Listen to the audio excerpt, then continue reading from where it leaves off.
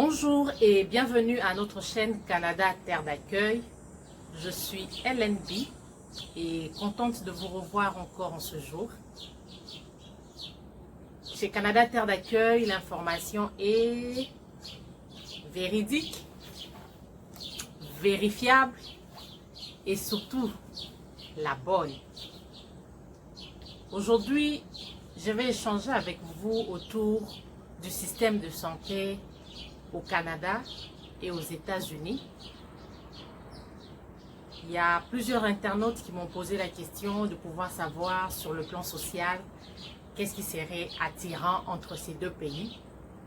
Alors aujourd'hui, je veux essayer de déballer, de vous donner cette information. J'ai fait des recherches et je veux faire une comparaison entre les deux systèmes.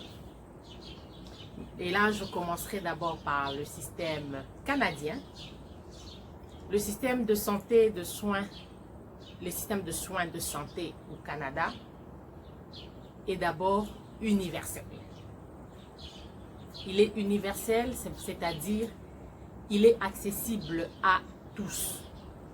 Tout le monde a accès aux soins de santé, c'est-à-dire à voir un médecin, à consulter un médecin et avoir des soins dans des hôpitaux.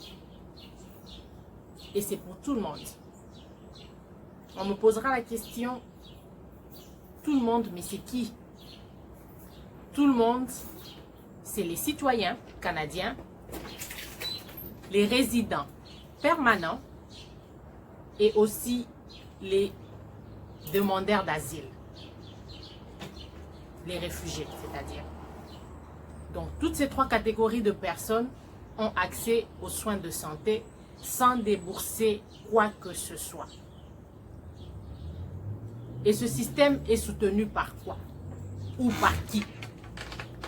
Ce système est soutenu par le gouvernement canadien qui met en place un système de financement qui est soutenu normalement par nous.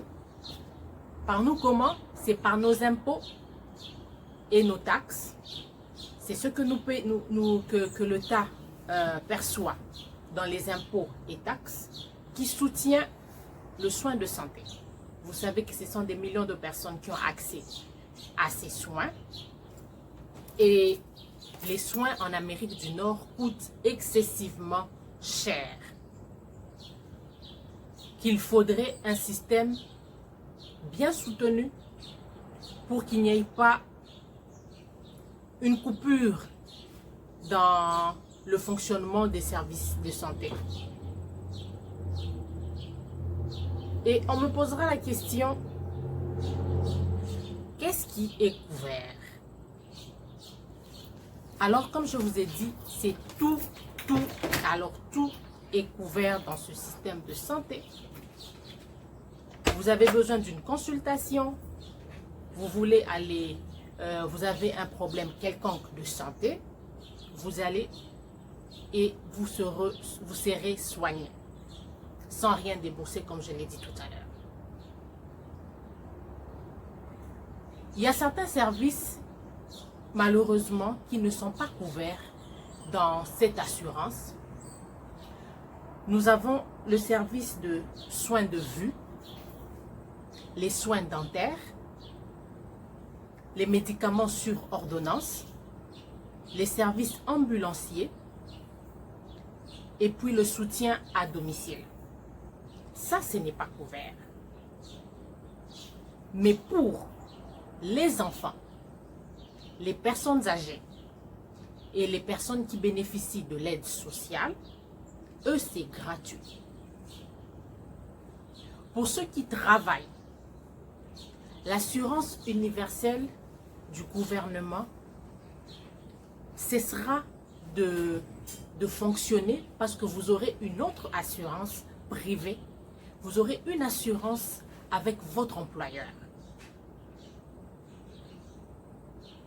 Mais pour toute question de santé, vous serez toujours couvert.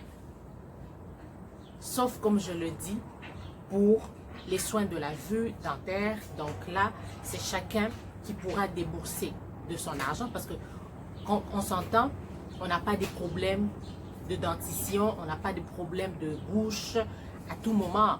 C'est exceptionnel. Mais si il s'avère que c'est dans l'hôpital que vous êtes suivi, que vraiment il y a un problème et on se rend compte qu'il y a une dent qui doit être arrachée, il y a vraiment une urgence, là c'est dans l'assurance universelle vous serez couvert.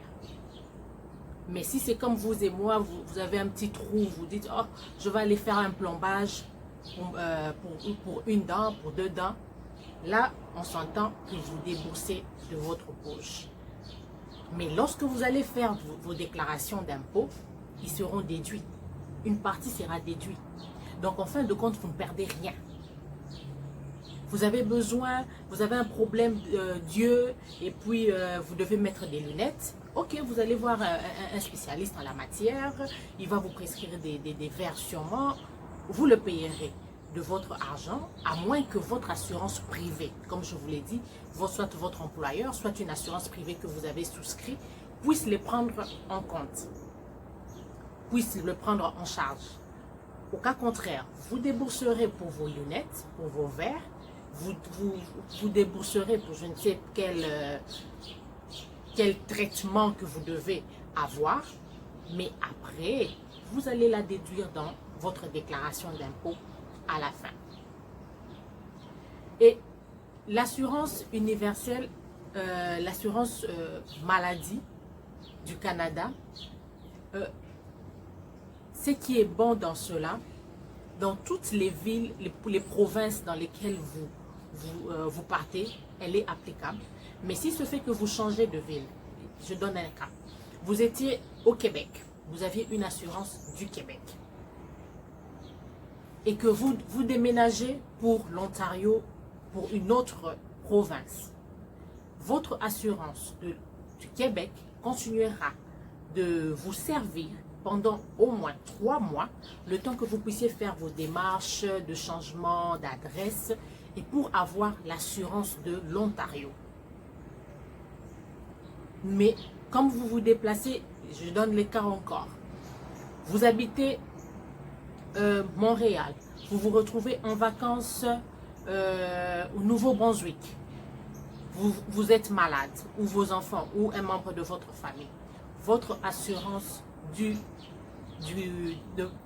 Québec va s'appliquer là où vous vous trouvez et vous aurez les soins de santé, et les soins de santé sont de qualité.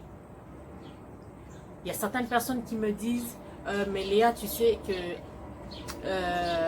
les médecins ne sont pas accessibles. Le problème d'accessibilité, c'est peut-être parce que des fois les rendez-vous sont peut-être longs. Ce n'est pas que tu appelles aujourd'hui et qu'on te dit il y a un médecin demain. Souvent on te dit dans 1 mois, dans 2 semaines. Voilà, il y a toujours un timing, c'est qui est sûr. Mais ça ne rend pas l'accessibilité nulle. Vous comprenez cela? Ça ne rend pas l'accessibilité nulle.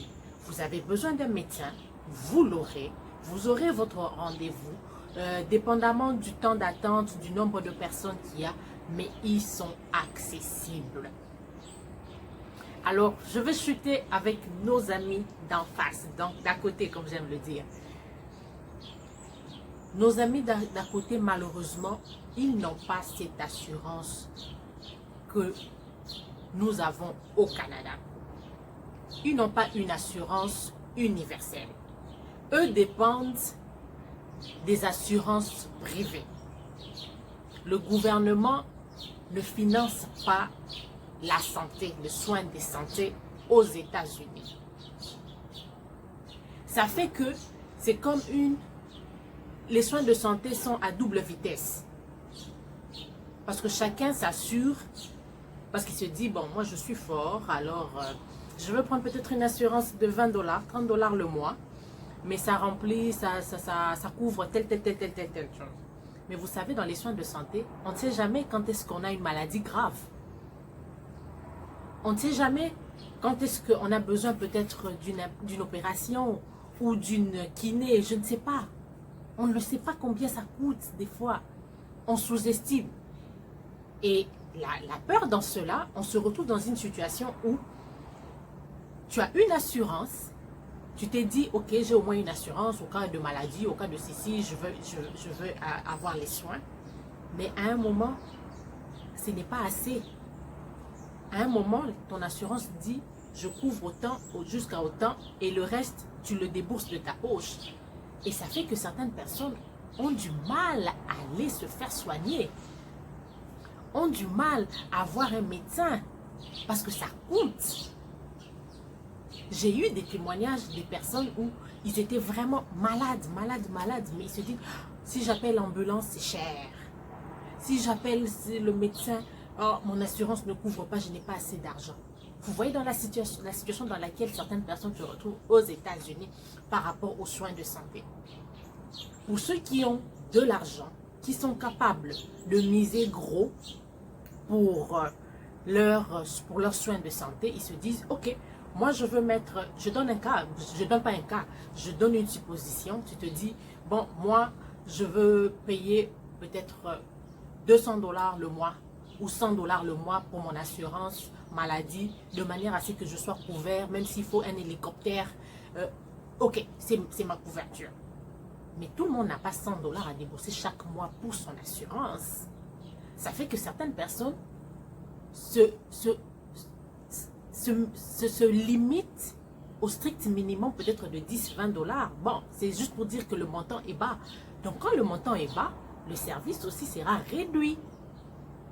C'est la seule chose. Le service sera réduit. Mais on en pâtira si il advient que le problème maintenant est très sérieux. Vous voyez le cas. Mais ce n'est pas le cas au Canada. Parce que c'est couvert. C'est couvert. Tu n'as pas besoin d'assurance. À moins que tu te dises... et souvent, quand les gens travaillent, ils ont l'assurance du travail. Et l'assurance du travail aussi, il y a beaucoup d'avantages aussi. Il y a certains qui prennent les dents. Il y a certains qui prennent les yeux à 80, à 70%. Et tu payes la petite portion. C'est toujours mieux que rien. Donc voilà pour aujourd'hui. Si vous avez des questions, vous savez comment on fait. On le fait si bien. Laissez-moi un mot et on reviendra encore pour peut-être réexpliquer un point que vous allez vraiment soulever. Mais voilà la différence entre les deux régimes, entre les deux systèmes. Alors, on continue à partager, à liker, à nous laisser des messages. Et je vous souhaite une belle journée ensoleillée. Vous voyez, c'est du soleil autour de moi et on en profite au maximum. Bonne journée et toujours sur Canada Terre d'accueil. À très bientôt.